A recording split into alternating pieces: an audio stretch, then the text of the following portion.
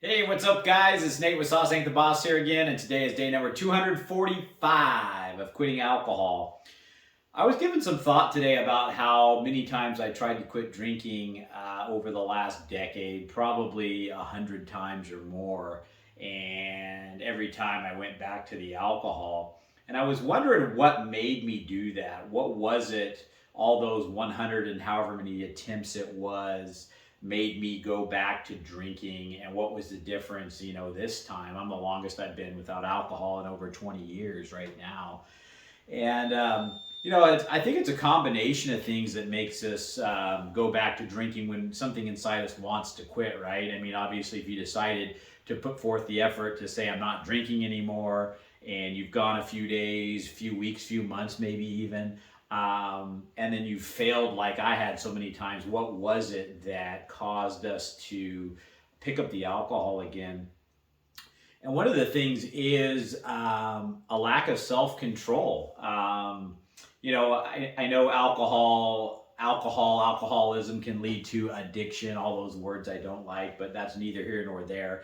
Basically, there's still a choice that has to be made as to whether or not you are going to pick up the drink or not.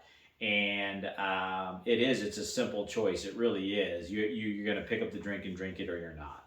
Um, all the mental stuff and physical cravings and all that stuff is the more challenging part of trying to get away from alcohol. But the simple act of making a decision to, what shoes am I going to wear today? The green ones or the blue ones? It's a pretty easy decision, right? Am I going to drink or am I not going to drink? Pretty easy decision.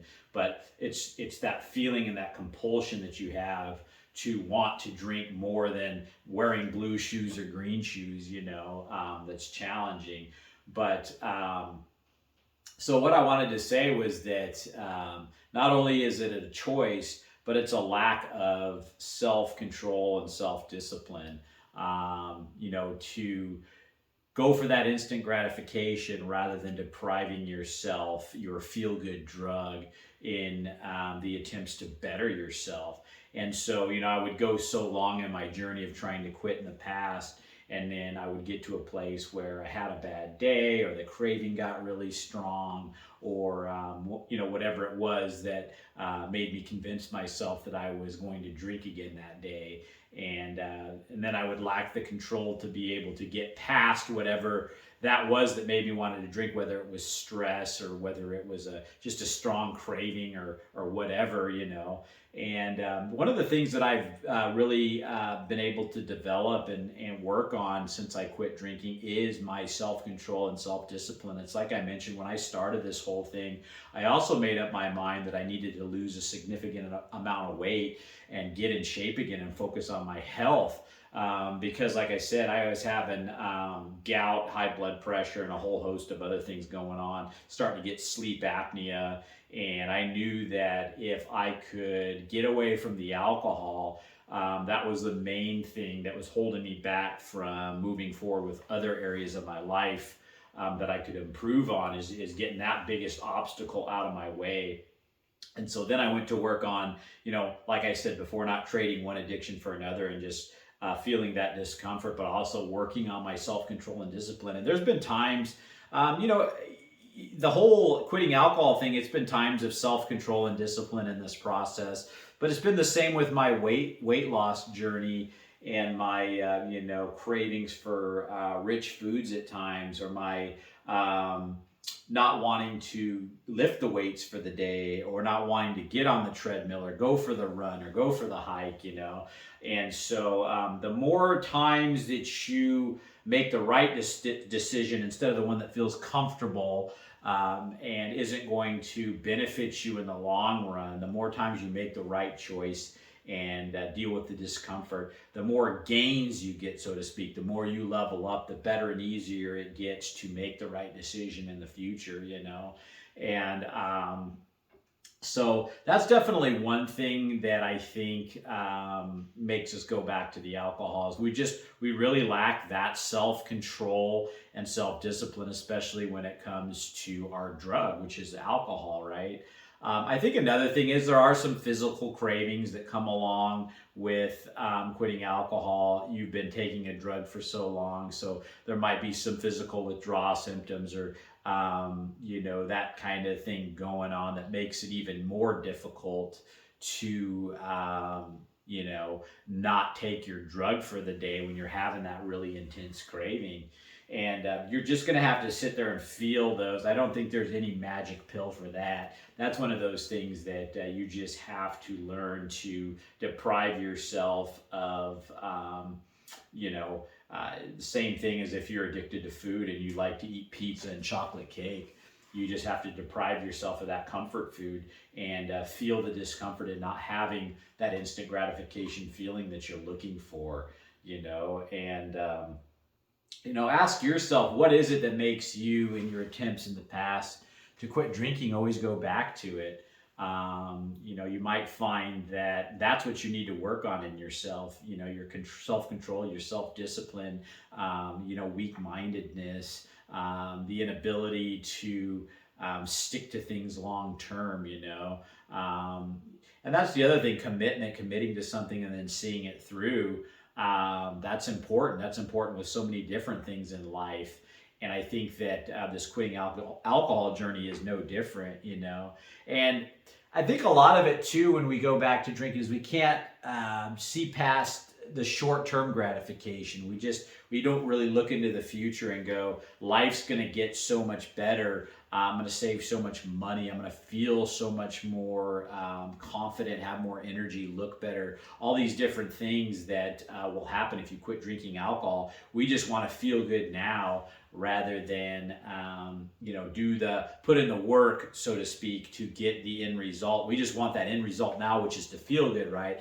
And so we use the alcohol to do that for us, which is an artificial feel good, rather than the true joy of feeling good just because you're on the right track in life, making the right decisions, And so yeah, it's one of those things where we make that choice to quit drinking, and then there's those setbacks time and time again. If you're anything like me, and take a look at it. I used to really have a hard time too with the whole thinking about alcohol. I would, be on day 5 or something, let's just say, and then the thought to drink would get really strong. Typically within the first week, around the 5-day mark, 6-day mark, it really started getting kind of crazy. And I would end up dwelling on that thought, and I wouldn't shake it, and I wouldn't turn that thought off. I wouldn't get up and do something. I would just pine after that alcohol and want my drug so bad that I couldn't take it anymore. And I just had to go down to the store and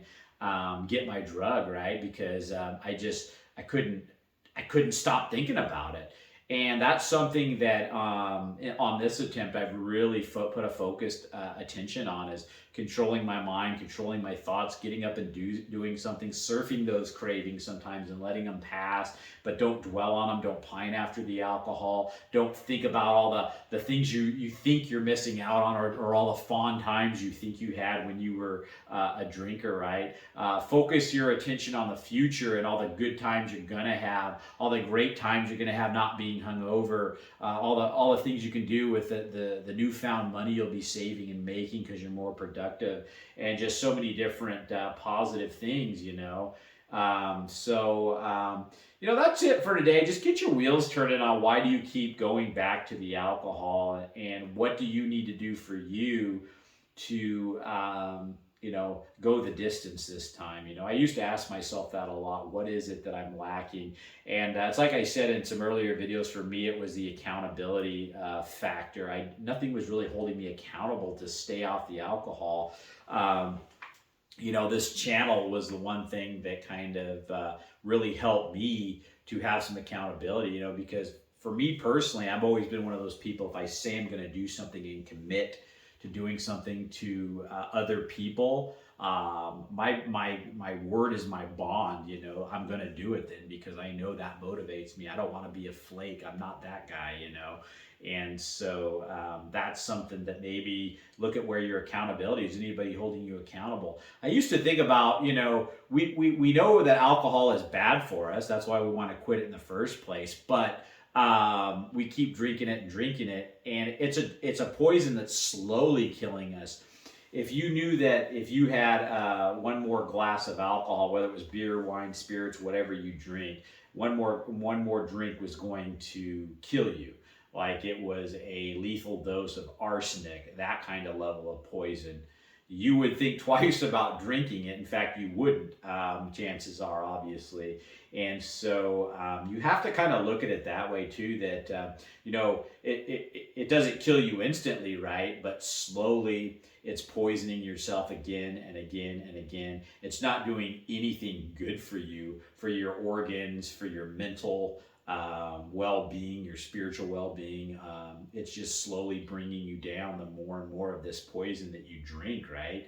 And if we looked at it as it is for what it is, a poison, and we're putting this into our body, and it's not killing us, but it's our body reacting and struggling to deal with this toxin and poison. That's that buzzed feeling. Your body doesn't want this. It's trying to get rid of it.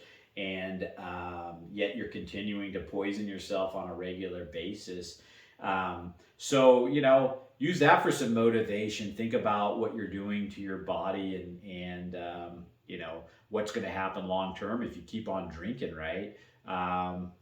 So that's it for today, guys. If you guys are enjoying these videos, please give them a like, subscribe to the channel if you can, and most importantly, remember, sauce ain't the boss. You are. You guys have a great day.